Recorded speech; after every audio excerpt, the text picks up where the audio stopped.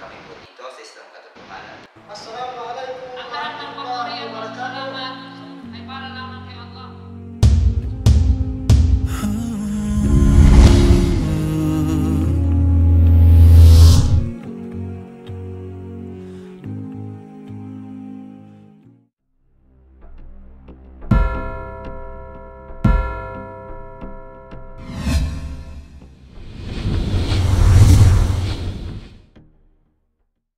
Assalamualaikum warahmatullahi wabarakatuh.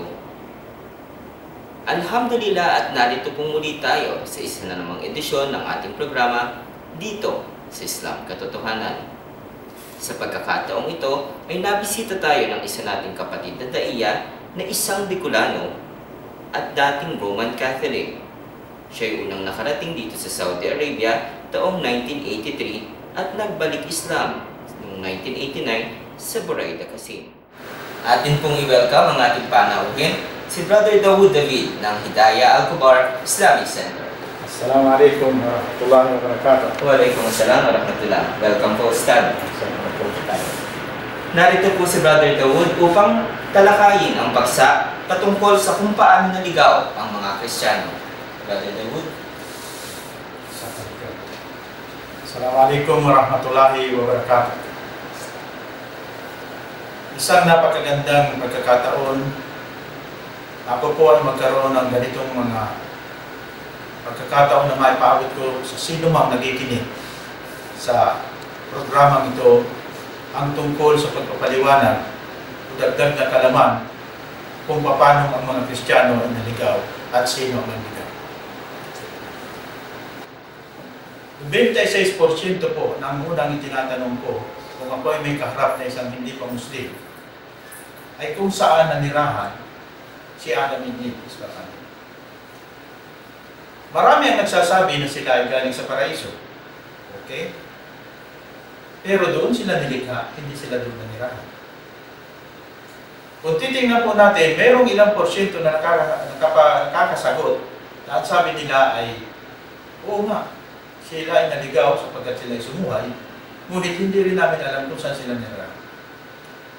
Magkagayunman, marami sa ating mga kababayang hindi pa Muslim ang nagbabasa ng Biblia na hindi nila napapansin na ang mga lugar na binabanggit dito, lalo na ang Arabia, ang Yemen, ang Ehipto, Jerusalem, Mesopotamia, Euphrates, ay ito lahat na binabanggit nila sa Biblia ay lahat ito ay dito naganap sa Middle East. Pagkatapos na si Adam and Eve ay nagkasala ng pagsuhay sa kautusan ng dakilang tagapaglikha na si Allah Subhanahu wa Ta'ala, sila ay pinalis sa paraiso at sila ay pansamantalang nanirahan dito sa mundo. Saan panig ng mundo? Dito sila nanirahan sa Middle East.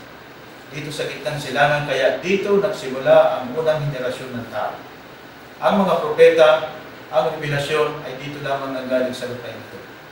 Walang sino man na propeta na lumabas dito at sila ay dito rin tumanggap ng mga revelasyon.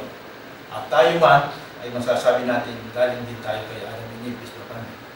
Isang nakalulungkot na pangyayari na ang kasaysayan natin ay inaangkin natin na tayo ay galing kay Adam and Eve, ngunit hindi natin alam kung saan galing yung ating ninuno. Okay. So isang dagdag na kaalaman na malaman natin na ang mga propeta ay galing sa lupain ito. Sila ba ay pinadala lamang dito at pagkatapos ay namuhay at iniwanan ang mundo ito nang walang napakahalagang tungkulin na dapat ipaabot sa bawat henerasyon? Meron po. Katunayan, isang propeta na si Prophet Noah alayhis salam, o tinatawag na Noah, ay nabuhay siya ng 950 years para lamang mag-anyaya. Yun ay hanggang sa flood, hanggang sa dilubyo. 950 years na siya ay nag-anyaya sa tao, na tayo ay sumamba lamang sa nag-iisa na totoong Diyos. Yun ang pinakamahalagang dapat malaman ng bawat sino mang tao sa mundong ito. Siya man ay Kristiyano, siya man ay Hindu, Buddhist o anumang pananampalataya. Lahat tayo ay may tungkulin pala na sumamba lamang sa nag-iisa na totoong Diyos. Mismong ang tagapaglikha. Ngayon, pagkatapos na siya ay natapos ang dilubyo, nabuhay pa rin ng halos mahigit 1,000 taon si Prophet Noah, peace be upon him. So, makikita natin mga kapatid, na yung layunin kung bakit ipinadala ang mga propeta ay para lamang ipaabot sa atin na tayo ay sumamba lamang sa nag-iisa na totoong Diyos at tayo ay turuan ng tamang pamamaraan kung paano natin sasambahin ang nag-iisa na totoong Diyos na yan. Yun ang pinakaunang purpose. Ngayon, ang buod po ng ating tatalakayin ay bakit sinasabi sa Quran o ang Quran ang pinakahuling kapahayagan. May nauna at ito ang huli. Ang edad po ngayon ng Quran ay 1,434 years. So sinasabi dito sa Quran, ang pinakamalapit sa puso ng isang Muslim ay yung nagsasabing siya ay Kristiyano. So, paano nangyari yun? Tayo palang mga Muslim, hindi natin inilalayo ang ating sarili sa mga Kristiyano. Bakit? Sapagkat kung sila man ang pinakamalapit sa atin, ito ay dahil 3 henerasyon lamang ng tao ang binigyan o pinadalhan ng revelasyon. Una, ang mga Hudyo sa panahon ni Prophet Moses, isbapanhin, sa panahon din ni Prophet David, isbapanhin, sa panahon ni Jesus Christ, isbapanhin, at sa panahon ni Prophet Muhammad sallallahu alaihi wasallam. So lahat ng yan ay tinatawag na angka ng kasulatan, ang mga Hudyo at Kristiyano. Angka ng kasulatan o ahalul kitab, na ibig sabihin ay people of the scripture. Sinabi rin ni Allah subhanahu wa ta'ala sa banal na Quran na ang Hudyo ay kanyang isinumpa at ang mga Kristiyano naman ay naligaw. So paano po silang naligaw at sino ang nagligaw sa kanila? Ito ang madalas na na-encounter namin o ang nakakaharap namin sa pagtalakayan sa mga hindi pa Muslim. Dito pa lang sa pinakaunang link na dapat ay alam ng isang tao kung siya ay nag-claim na siya ay lumabas sa mundong ito through creation o hindi through evolution na katulad ng Darwin theory na sinasabi ng mga tao ay galing sa unggoy. Hindi po nakakapagtaka yun sapagkat ang unggoy ay dati nang nandyan, already existence. Ang hindi na nila maipaliwanag ay kung saan ang galing yung unggoy. So nandun na po tayo, mahirap paliwanag talaga yun. So, tingnan po natin kung ang turo ng mga propeta ay sumamba lamang sa nag-iisa na totoong Diyos. Bakit tayong mga Pilipino, na sinasabing Pilipino, ay nagkaroon ng pagkaligaw? Ito ba ang dalawang mensahe ni Magellan ay kahalintulad din ng dala na mensahe ng mga propeta? Hindi. Napakalayo. Bago dumating si Magellan sa Pilipinas, tungkol po sa tatalakayin ng kaunting paliwanag tungkol sa history ng Pilipinas. Dating Muslim country ang Pilipinas bago dumating si Magellan. At katunayan, ang mga tao dito ay tinatawag ng Muslim at sila ay sumasamba lamang sa nag-iisa na totoong Diyos na si Allah. Ang pangalang Allah ay masasabi po natin na ito ay natatangi sa Kanya lamang. Walang sino man alipin niya sa buong mundo ang mangangahas na maggamit ng pangalang Allah. Wala kang matatagpuang pangalang Allah, maghalaman man, maghayop man, maglugar man, magtao, o anumang bagay. Tanging sa Kanya lamang ang pangalang Allah. At hindi po nangangahulugan pag sinabing Allah ay Diyos namin mga Muslim. Napakasurte naman natin sapagkat tayo pa lamang Muslim may sariling Diyos. Hindi po. Pag sinabing Allah, siya ang pangkalahatang tagapaglikha ng buong sanlibutan. Okay. Kung ang mga tao sa Pilipinas ay naniniwala na walang ibang Diyos na dapat sambahin kundi siya lamang, at naniniwala ang mga tao sa Pilipinas bago dumating si Magellan na si Jesus Christ is papanin na isang magiting na propeta sa ngayon sa sinasabi ng Quran. At ang pinakahuling propeta na sinasabi din sa Quran ay si Prophet Muhammad sallallahu alaihi wasallam. Paano naligaw? Okay. Dumating ang mga Kastila sa atin na may daladala si Magellan na tinatawag na Roman Catholicism.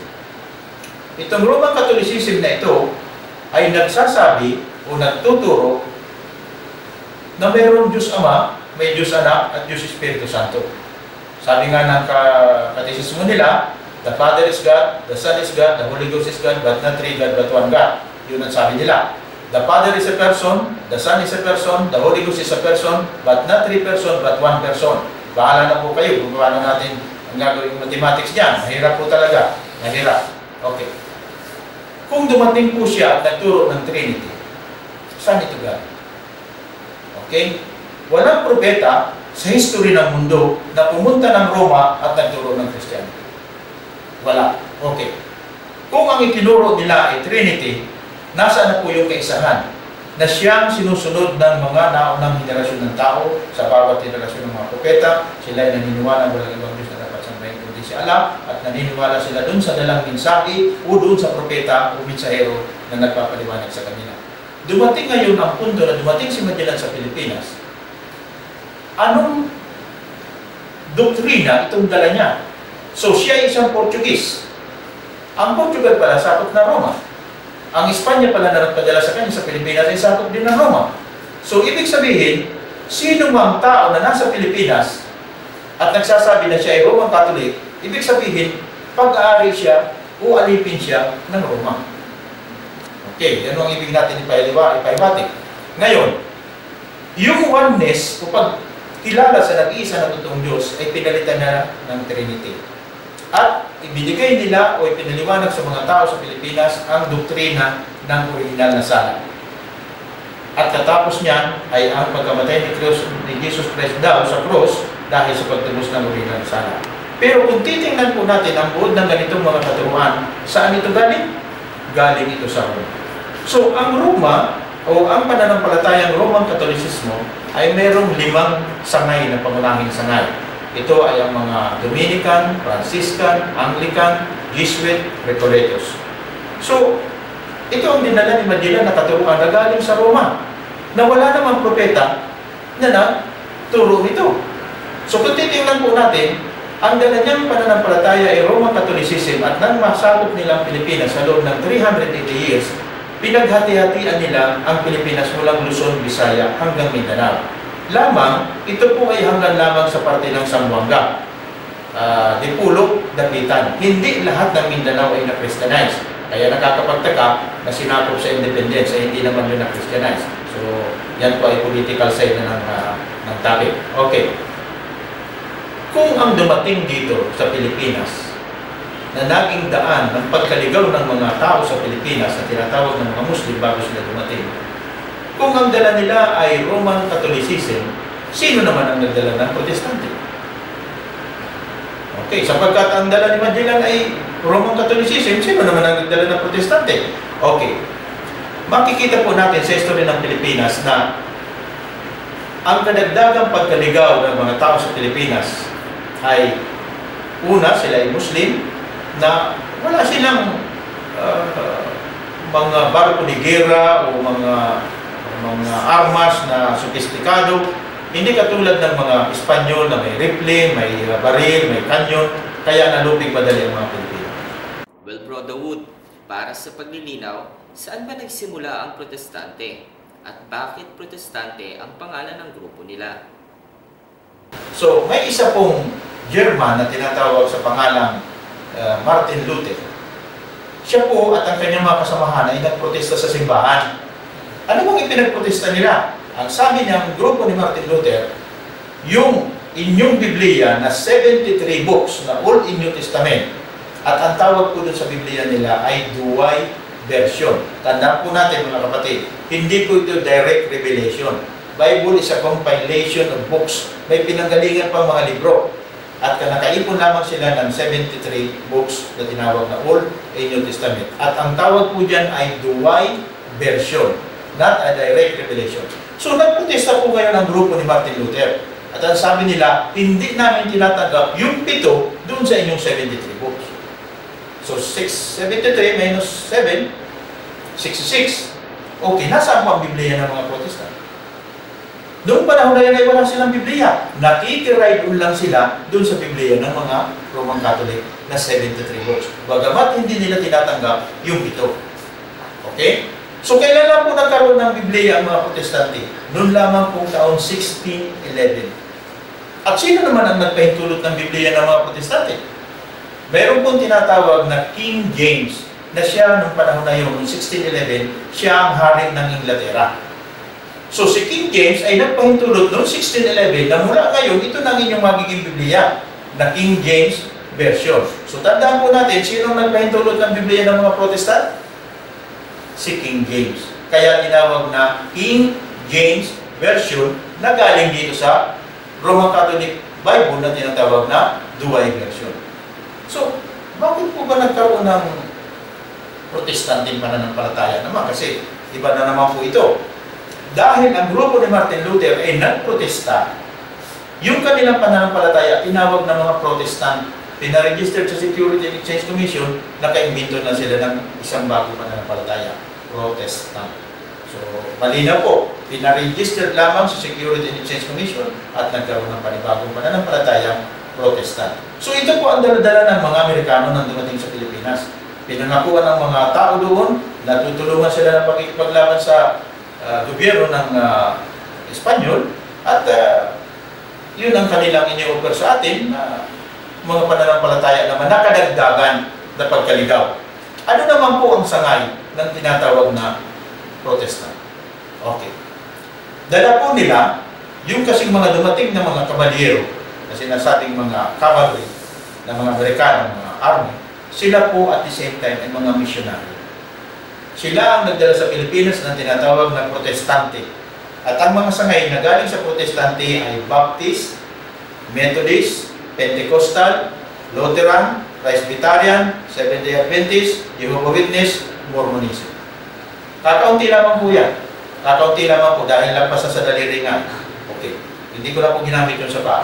Okay. Makikita po natin mga kapatid na itong mga nagsanga na ito na galing sa Roman Catholicism, tandaan po natin, ang libro nila ay 66 books. Ang libro ng Roman Catholic ay 73 books. Meron pa pong dumating. Meron pa pong mga iba-iba na sinasabi natin. Ito po ay ilan lamang sa mga sinasabi natin na ito po yung King James Version. Yan, Holy Bible na King James Version. Ito ay may Gideons na logo. Pagkatapos, meron naman pong tinatawag The Living Bible. Isa naman po ito, sa Protestant side naman po ito. Ganun din. Ito naman po ay New World Translation of the Holy Scriptures. Sa mga Jehovah's Witnesses naman po ito. Hindi naman po nila tinatawag na Bible, kundi New World Translation of the Holy Scripture. Meron pa po dyan. Meron naman po The Book of Mormons. Iba rin po ito. So, meron pa po tayo dito. Alam po din yung mga kapatid, yung Roman Catholic Bible na 73 books na dual version, ang sumunod doon ay King James Version noong 1611. Lamang, ang Amerikano, hindi po nagpatalo dahil British yung nagbigay. Under colony ng British ang Amerika at binigyan lamang ng independent, pero sila ay halos makikita natin parang hindi sila magkasundo silang bagay. Hindi nagpahuli ang mga Amerikano. Noong taong 1881, 1885 at 1901, naglimbag naman ang mga Amerikano ng tinatawag na Biblia rin na version nila na tinawag na American Standard Version. So pagdating po ng 1952, mayroon tinatawag naman na Revised Standard Version 1952. Pagdating po ng 1971, mayroon din po. So makikita po natin mga kapatid, itong lahat ng katuruan na ito ay makikita natin walang sino mang propeta na lumabas dito sa Middle East at pumunta ng Roma at nagturo ng Katolisismo, Roman Catholicism, Protestantism. Wala pong nagturo sa kanila. Katunayan, may isang napakalaking questionable na ang turo ng simbahan ay si Jesus Christ, peace be upon Him, ay Diyos na nagkatawang tao. Kung siya ay Diyos na nagkatawang tao, alam po natin sa history na hindi siya kailanman lumabas ng Jerusalem. So kung ang itinuturo ni Magellan, siya ay Diyos o Diyos na nagkatawang tao, paano nakarating sa Pilipinas ang Diyos na hindi naman umalis doon sa Jerusalem si Jesus Christ? Hindi siya nakarating ng Roma para magturo ng Kristyanismo. So sino Diyos ang ipinakilala ngayon ni Magellan? Hindi po si Jesus Christ ang Diyos na pinakilala niya. Ang ipinakilala ni Magellan ay yung Dioses sa Olympus. Ibig sabihin, Greek mythology. Mitolohiya lamang ang ipinakilala niya na Dioses sa Olympus. Nandun na sila Zeus, nandun si Isis, ang ina, nandun si Apollo, si Venus, si Jupiter, si Mercury, si Neptune, lahat na ng mga sa Olympus ay ipinakilala. Yun ang history kung bakit wala namang sino man na mga propeta o mensahero na galing dito sa Middle East na pumunta ng Roma at nagturo. So, isang napakalaking question, bakit nagpakilala sila ng Diyos na wala naman inalisan si Jesus Christ. So, hindi siya umalis doon sa Jerusalem at pumunta doon sa Pilipinas, o pumunta na Roma para aminin na sambahin ninyo po ako ang inyong Panginoon Diyos. Sa madaling sabi, paano tayo naligaw? Ang nagturo na si Jesus Christ, Diyos Papanin, ay Diyos, at ang Kristyanismo pananampalatayang yan, ang lahat ng nagtao na sa kabila niyan ay ang mga pagano at Romano. Ibig sabihin, kailanman wala kang matatagpuan ni isa mang propeta o ni isang Israelitas sa bansang ito o sa lupain ito na magtuturo na si Jesus Christ ay Diyos. Nangyari na ang katuruan na yan na siya ay Diyos ay sa labas ng Israel. Ibig sabihin, ang nagpasimula niyan ay mga pagano at galing sa parte ng Lord. So, yun ang isang naging daan kung bakit naligaw.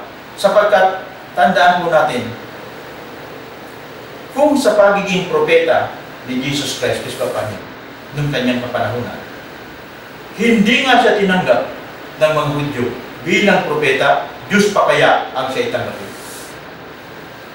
So, isang logic na usapin o pakikipagtalakayan na sa kanyang pagiging propeta hindi nga siya tinanggap. Paano kung Diyos?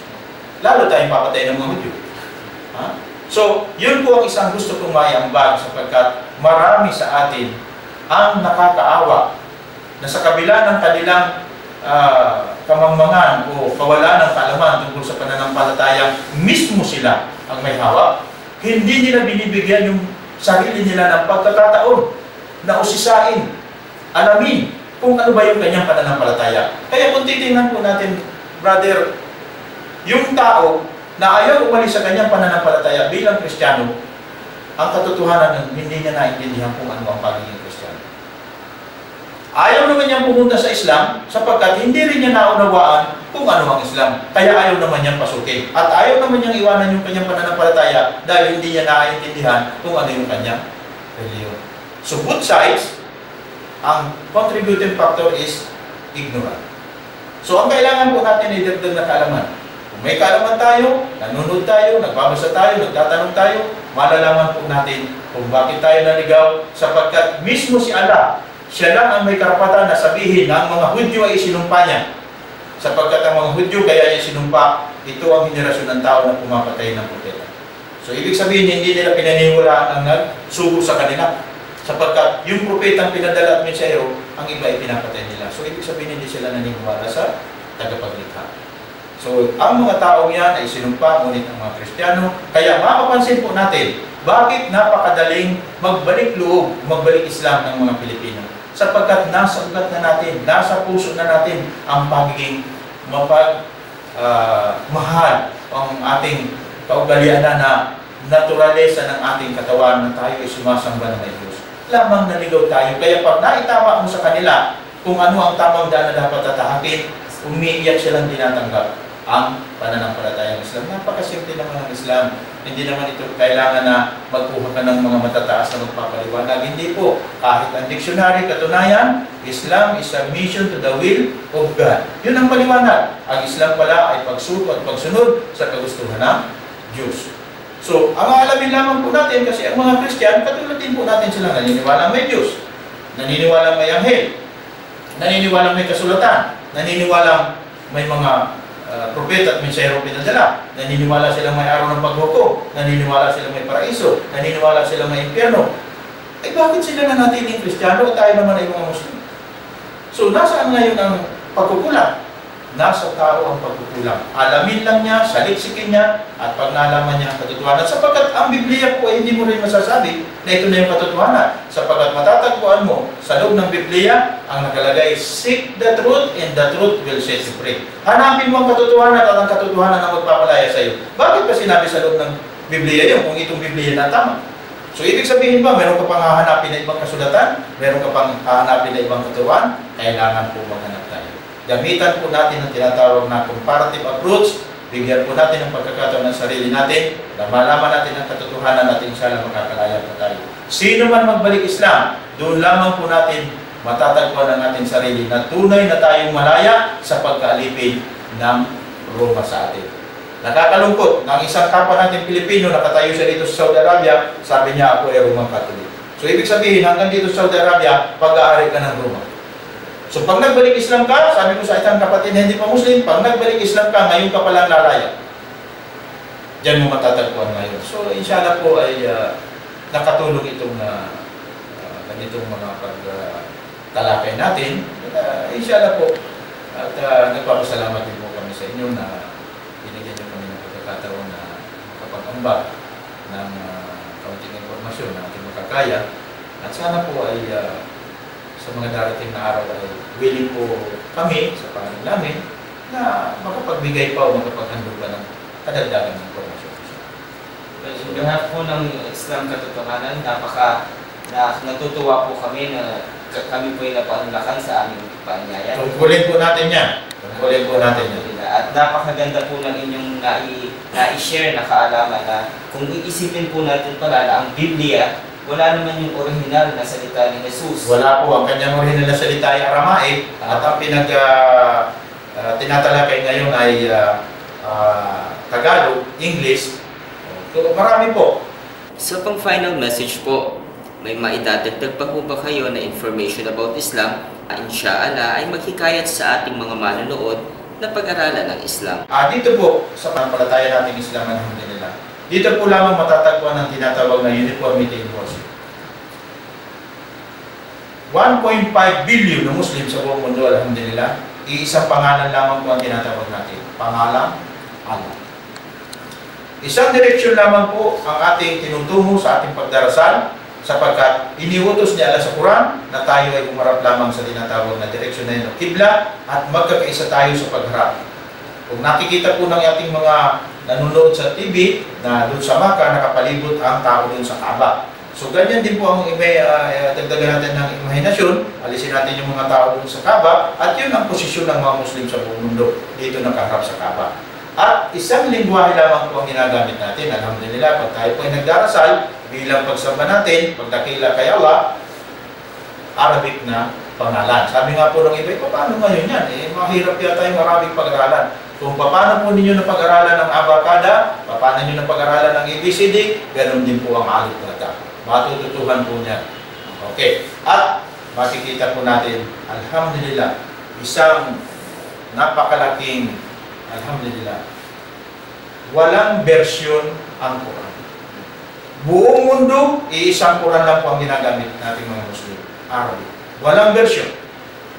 May mga interpretation of the meaning, wala pong problema doon sapagkat iba't ibang lingwahe ng mga major languages sa buong mundo, ginagamit po yan. Pero ibig sabihin, version, no way. Wala po. At, alhamdulillah, ang mga Muslim lang, tayo lamang po ang mga mananampalataya na sinasamba si Allah 24 hours a day. Wala pong ibang pananampalataya sa mundong gumagawa niyan. Dahil sa pagkakaiba ng mga oras sa bawat lugar, pag dinugtong-dugtong po natin yan, pagkakaiba ng 5 oras, 12 oras, 1 oras, 2 oras, makakaipon po tayo. Muslim lang ang sumasamba kay Allah 24 hours. Masyaallah, napakaganda po ng inyong na-share sa amin. And inshallah po ay nakapulutan po ng ating mga manonood ng magandang aral ito at inshallah po sa mga kapatid nating Muslim na kapagpataas nawa ng iman at para sa mga kababayan natin na wala pa sa pananampalatayang Islam, nawa ito po ay magbigay sa inyo ng palaisipan kung ano ang meron tayo sa religion nating Kristyanismo. So, nai-present ko sa atin ni Brother Dawood ang mga aklat na Biblia na tinatawag natin noon salita ng Diyos. Kung pag-iisipan po natin kung tunay itong salita ng Diyos, bakit nagkaiba-iba po yung mga version nila. So, dyan po nagbawakas ang ating palatuntunan sa gabi pong ito. Maraming salamat po sa inyong panonood. Ako po ang inyong kapatid sa pananampalataya, Rashid Sanyel, nagsasabi, Assalamualaikum warahmatullahi wabarakatuh.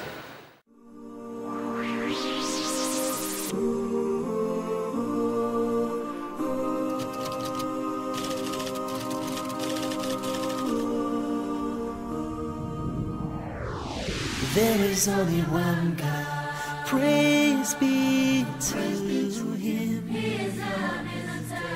My life is His, glory be to